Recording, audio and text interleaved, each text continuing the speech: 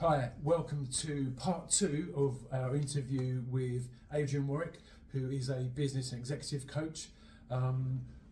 If you haven't listened to part 1 yet, I suggest you do. There's some amazing tips and insights there on information from Adrian about what you need to do to start up your business, or things from doing your research to socials. Everything up to that point is where we left off at the socials. So, Adrian, thanks again. We're in back in your place, in front of the log burner this time. It's burning away behind. It's absolutely beautiful. Thanks again for having us. So let's pick up where we left off last time. We've done socials and understand your demographic on what kind of social platform that they may be on and using. So what's the next step in business planning? Right. Okay. So we just as a recap, we've covered the idea, we've covered the feasibility and risk. Yeah. We've covered the plan. We've covered basically networking and how to get to your market, your demographic. We've covered the socials. We've also covered some of the compliance issues, and I'm going to come on to those again in a minute because I mentioned ICO, and ICO is really important. Let's just stress that again. If you are keeping information on people, any data on people, make sure that you are ICO registered. Yeah, is that an online thing you can just Google and find out? It is. It's Information Commissioner's Office, ICO, and you need to register. And forgive me if I'm wrong here, but I think it's around about, for a small business, £30 to £35 a year. Okay. It may have sneaked up to 40, whatever it may be. But at least then, if you register with them and you adhere to making sure your data's protected, you're compliant. Yeah, and it's good to know that kind of value as well, because when you're starting out, you've got a sum of money. You think, well, I can spend this on product, that on marketing, but it's the unknowns like this. Okay, it's 30, 35 quid. Yeah, can budget that in as well. Yeah, and also whilst we're on that, with regards to insurances, we're going to have to speak globally about this, but insurances are important because you need your business insurance, you need your contents insurance, your public liability insurance, and that will vary for business sizes as well. Okay. And again, that's one of those things that you get people like me going in and I'll advise and I'll look at it, but we don't spend too long on that because that's a conversation with an insurance specialist, and I'm not an insurance specialist. And that is the thing, is that if anyone calls in a coach, whether it's someone like me or whoever you call in, you've got to make sure that you're only getting coached on what they can coach as well. Because too many people claim to be experts on everything, and I'm not speaking out of turn. It does happen. There's some excellent coaches out there, in whatever you do. But you have to remember that certain key things, and going back again, so we look at the social networks, that should be outsourced. We look at insurance, it should be outsourced. I believe your finance should be outsourced, because in fact, going back to that, is that we spoke about this in the first part, is that if you are spending hours on end dealing with your accounts, A, you're losing your work-life balance. Yeah. B, you're going into work the next day tired. C, you're not concentrating on your business if you're during the day concentrating on the financial side. Yeah. And people think, oh, well, I can get a software package. You can, but to me, when you are dealing with Inland Revenue, when you are dealing with the VAT office, so HMRC globally, etc., you should make sure that you're compliant. Yeah, it's also having it outsourced to like an accountant or financial person. They can advise you on the Inland Revenue or whatever it is you need to, which you kind of don't really get off a software platform. Yeah, it's absolutely. Having someone to chat to, like, what do I do about this? It's having someone to actually talk to. You take that information on board and you understand it more than you would just maybe reading it on a website or somewhere. Correct, and it's key. And as you build a business as well, whilst we're on that side of things, it's also good to start thinking about perhaps working with a financial advisor as well. Yeah. Because as you start to make money, and we're all guilty of it, I've been guilty of it, you know, things like pensions and alternative investments. So if you're making X with your business, what do you do with it? Do you keep investing it back in just the business? Or if you're making enough money, do you look at property? Do you look at trust funds if you've got young children? Do you look at pensions for young children? Because it's really interesting. I was talking to a financial advisor that I'm working with actually at the moment in helping plan and build a business. And I never realised how important pensions were for children. Because if you take a children's pension out, obviously it's going to escalate. I didn't realise you could do a children's pension. Exactly, nor did I. And it was amazing. Yeah, I thought that was more along the kind of like a trust fund kind of thing. No, it's actual pensions. Oh, really? Yeah, this is from a financial advisor, so I know I'm not going to get shot down for saying that. No, every day's a school day, right? I didn't know that. Yeah, and it's so many things you can learn.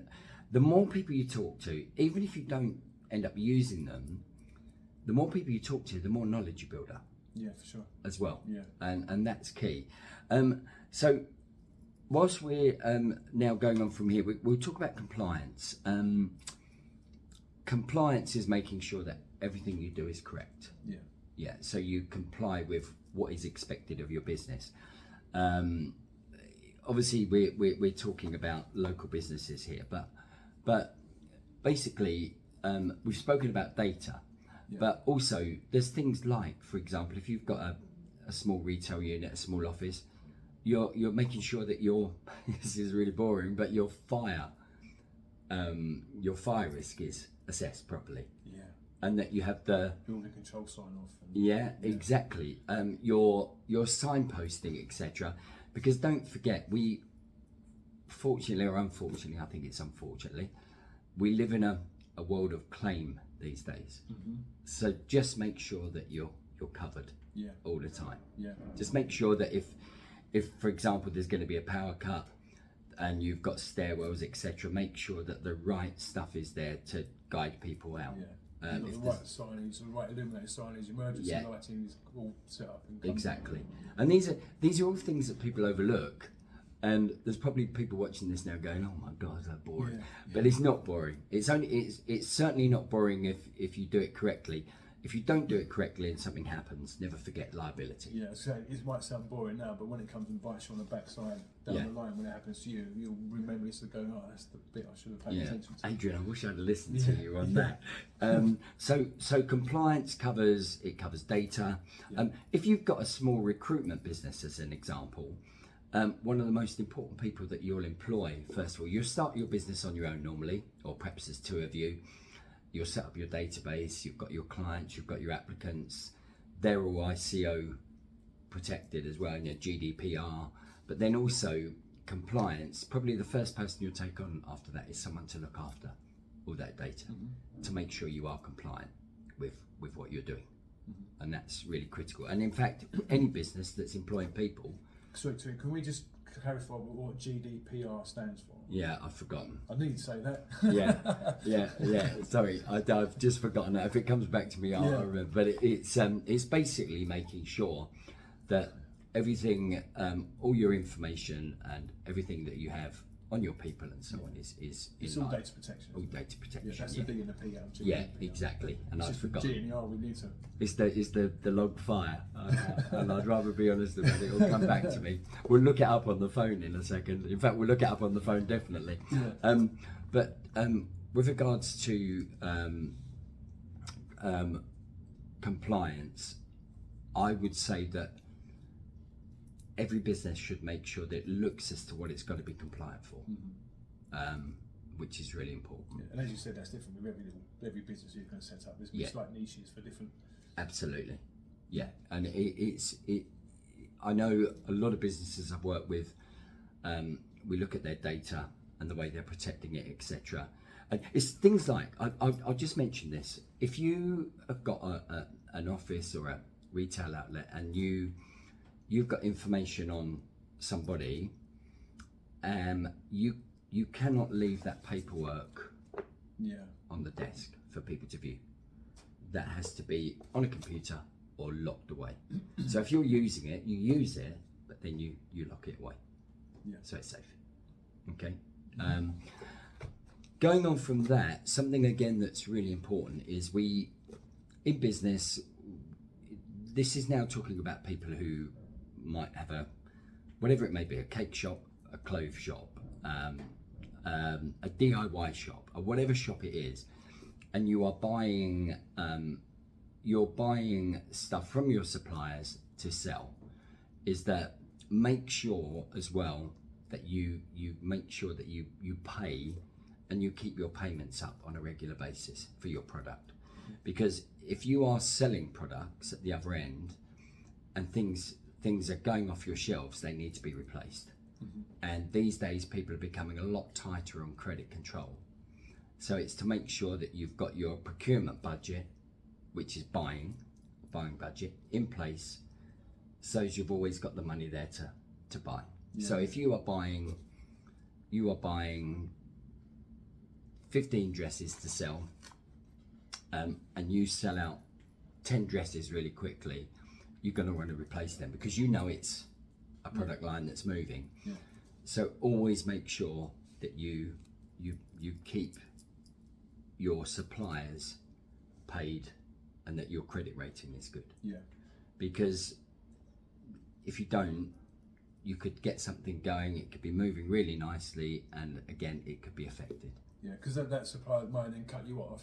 You've got to go to another supplier. That takes you time to resource it. Correct. And then you potentially be paying more money for that same product. You're making less of a profit on that. Correct. And I know of a business that was running really well, and the owner it was a clothes shop, was doing brilliantly because that person made sure that person paid the suppliers on time and then had no problem getting supply all the time. It's key. So it's so crucial.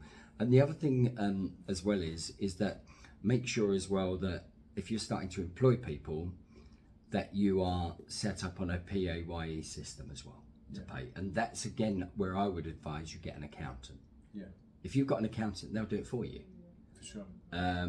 Because never forget as well that as much as there's NI to come off of your employees' wages, you as an employer have an NI obligation.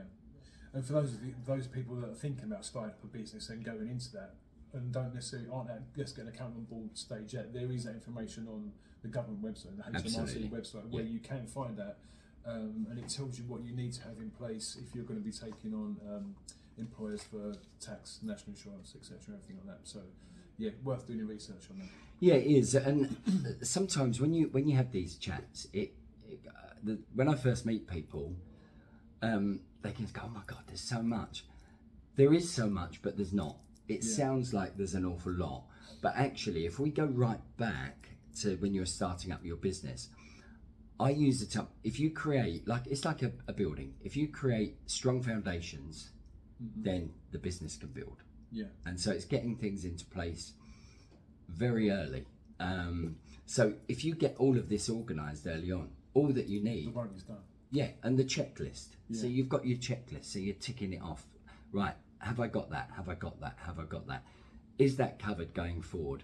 What changes will I need to make here? How much is that going to cost me? Am I actually understanding what I'm doing here? And if you don't understand, ask.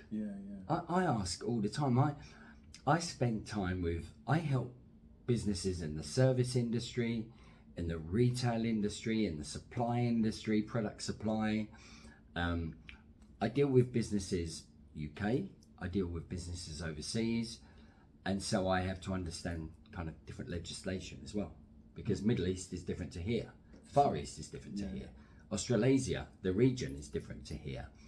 And so if you don't understand, ask. If there's no one to ask, read. And then if you still don't know, ask again, because that information will be somewhere. It's much better to be informed, it's much better to do it than suddenly finding yourself in all kinds of problems. Which can escalate. Once you get into a problem, it will escalate. And I think as well, there was a question I had from someone the other day, and it was to do with weekly planning, and said, well, what's so important about weekly planning? And I said, well, what your weekly plan will do, it will help structure your day. Because when you plan for a week, your day gets structured as well. And so, and it will show you what your critical path is. Now, again, critical path. That as whatever business you're going into, you will hear that term. Perhaps as you expand, whatever you're doing, people might say, well, can you demonstrate your critical path?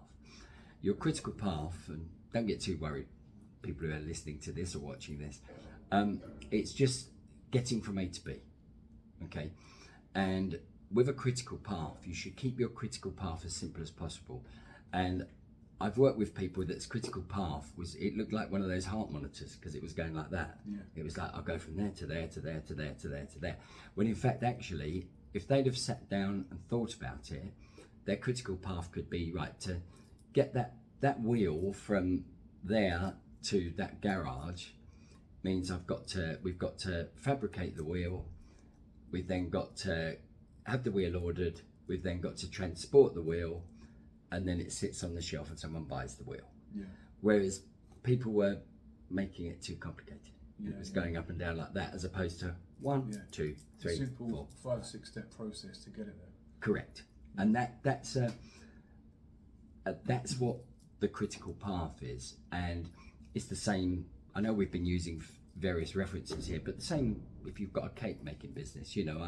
I know nothing about making cakes, but you buy your products, you prep, you plan, you make the cake, you then package the cake and you sell the cake. So that is what a critical path is. And it's important that people understand that. I think as well, though, with each step of that process, there is a path within that process. Right. It's sort of just we got to make a Victoria sponge cake.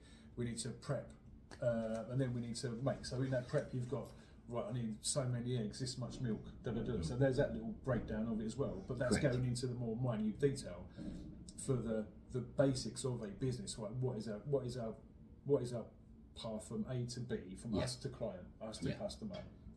It's what is that simplistic, and keeping it simple. I think it helps when you first start out. When you start getting into the technical nitty gritty of it, it can be quite overwhelming. Yeah, very much so. And again, one of the things I would say is keeping it simple. Really good point you've raised there. It's great when you start out, but it's great forevermore.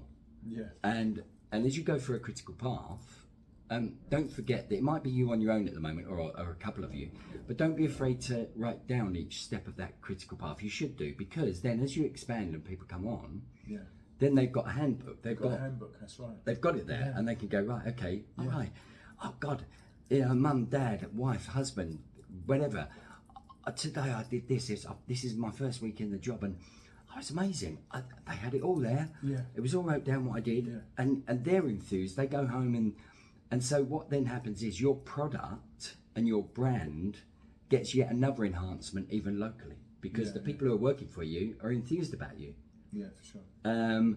And so everything you do will enhance your brand if you do it correctly. And don't forget, brand. We'll come on to that now. Your brand. Your brand perception will be created by you and the people who work for you. It's brand perception these days is created more and more by people. And the services you offer. Brand at one point was just this your logo, isn't it? That's your colour. That's you're using brown, yellow, and green for one of the 3 colours, and it's how that's set out, and everyone knows that you got McDonald's is the golden arches, right? It's the yellow with the red. Or green, I think it is these days. But Pizza's the same. You've got these primary colours, and everyone knows that's the brand. But these days, it's more, as you were saying, it's more what goes behind that. Absolutely, it's what's behind the brand. It can be the way that the first port of call, the way the person picks up the phone, the way that a query is answered, the way that an order's answered. And again, it goes back to what we discussed in the first part of this podcast, was that people are important, whether it's you on your own, whether it's 2 of you, whether you've taken on a team and you're developing a team. How you get the team operating is really important to the brand perception and brand identity. And I think as you grow, as you grow, for me as well, it's having values. What's important to your company? What's important to you when you're starting your company? What are the values you believe in that it might be empathy, it might be whatever it is. Yeah. You ingrain that into your daily routine, and being empathetic towards customers. That's very important, because you show an understanding. They're going to have a bit of a chat with them and an understanding. They're going to come back and see you again. I think Absolutely. it's quite important to have those values in place. Yeah, and you're dead right, because the thing is as well is that if you show it, it's like we're talking today. If I show interest in you and you show interest in me, the conversation flows. Yeah. And it moves. If you are showing no interest in the person who's sitting opposite you, or the service that's sitting opposite you, or the potential client or the potential customer that's sitting in front of you, chances are they're going to pick up on it, and chances are there's going to be an alternative. Yeah. Because a lot of people now in their procurement, it's like you can be a local business, but if and that includes retail, you can be a local business, and if someone is going to make a buying decision that could enhance or have an adverse effect on your business, they're going to base it on what you're selling, what your service values are like, and what your people are like. Yeah. And if they like those things, they're going to go with you. If there's a level playing field and we're talking to someone else, I would say the chances are they're going to go with the people they like. Yeah, very much so. If the price is the same, the product's as good, yep, they're going to go with the person who's got that rapport with, that relationship with. Correct. And even if the price is a bit higher, because quality is king as well still. Yeah. And it should be, because you can never forget this as well. And that's another thing that I work with businesses on, is that I've worked with some businesses local that are selling their product too cheap. And I said, why are you selling it like 15% cheaper than your competitors? Well, we're just small, and we're just small, and we don't want to lose business. Okay, fine. Okay, but you're just small. How big are these other businesses? Well, they're about the same size. Right, okay, so if you're selling yours at 15% less, is there not a chance as well that you're saying perhaps the quality of your product is not quite as good? Yeah. Oh, right, yeah, I didn't think about that. Well, what about now being more confident and bringing that price up for the product, and then promoting that on you and your service and the value of your business? Oh, right, okay, yeah, I see what you're saying. So you look at little restaurants, and you've got, let's say you've got coffee at whatever it is a cup. Let's pick a price. Let's say $2.95 a cup. Someone's doing it at $2.20. Someone's doing it at £5. The thing is, you will make your decision, unless you're going to one of the bigger brands. If it's a small outlet, you'll make your decision on experience as well. And pocket. Let's not forget that. I understand pocket's important, but the thing is, this goes back. So everything kind of interconnects. So this goes back to your plan. This goes back to your desired market that you're going for, and who you're looking to attract. So if you open up that coffee store in a place where you want to attract a certain demographic that are going to want, and this is hypothetical, quality, they're going to want the china cups, they're going to want this, they're going to want that, they're going to want the cake served with doilies and bits and pieces. Your chances are you're going to probably charge a bit more. But what I would say to you is, this goes back to understanding your market and understanding your demographic and understanding what you're trying to do. Once you understand it, you've got to believe in it. I'm extremely passionate about my business. What I'm extremely passionate about is that my business is a people-based business, and being a people-based business, I'm looking to get the best out of the people I work with. I'm getting to get the best for the people I work with, and I look to developing people, their skill sets, how they approach things, getting them to understand that whatever business you start, you don't have to be there 23 hours a day to make it work. You've got to have some life out of work. Yeah. You've got to have the work-life balance. You've got to have the right mindset. You've got to look after your staff correctly, but they've also got to return the favour to you. You've got to be prepared to learn. If your business involves extra study and perhaps some vocational qualifications, and they're going to make a difference, then do it. Yeah. You know, do it. Go and do it. Because if you don't do it and they ask for it, you're not going to have it. And if you haven't got it, the chances are they'll go away. You know, Someone has got it. Exactly. And on that as well, there's certain accreditations that businesses definitely have to have, and make sure the ones that you need are in place, because fortunately or unfortunately it does make a difference. It does. Yeah. And that's in construction, in how you comply in retail stores, and certain insurance products and finance products, in recruitment products, etc. Make sure you understand what it is you need, and make sure you've got those in place. Yeah, research. For sure. Yeah. Research. You can do research while you're sitting down reading, watching TV, Netflix, or whatever it is you're doing. Yeah, exactly. So before we wrap this up, I'm sure there's tons more information that you could impart to our listeners and viewers, and I'm sure there are potentially lots of questions people out there do have. We'll obviously put your details on the links when we put this out. But if you've got one or two little tips, you know, that can takeaways for these guys out there to take on board and use if they want to, if they're thinking of starting their own business, or, you know, improving on their little side hustle, what would that be? Well, there's so many things, but I'll tell you the main thing is, if you've got an idea, it's your dream, you believe in it, you're passionate about it, you've done a feasibility, you've done a risk, jump off the cliff. Because if you do not jump, that's the title of this episode. Jump off the cliff. Jump off the cliff, because if you do not jump off the cliff, whether it be in 6 months' time, a year's time, 5 years' time, you'll become what if person. Yeah. And what if people, there's no point. If you decide not to do it, you've made an informed decision.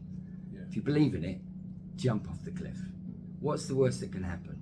You crash. Yeah. And if you crash, you get up and you start again. It does sound easy, yeah, but you've got to, so dream. If you've got the idea, dream it, believe it, work hard, and you're passionate about it. You've done your risk, your feasibility, go for it. Yeah. And if you're passionate about it, it isn't work. No, right? Exactly right. If you're enjoying it, it's less hard work than you're going to think it's going to be. Yeah, absolutely right. Absolutely right. So that would be my tip. And that's definitely the title of this episode. Jump off the cliff. Jump off the cliff. I like that. Yeah. Well, that's been great. Thanks again, Adrian. Thanks for having us in your Thank you very much.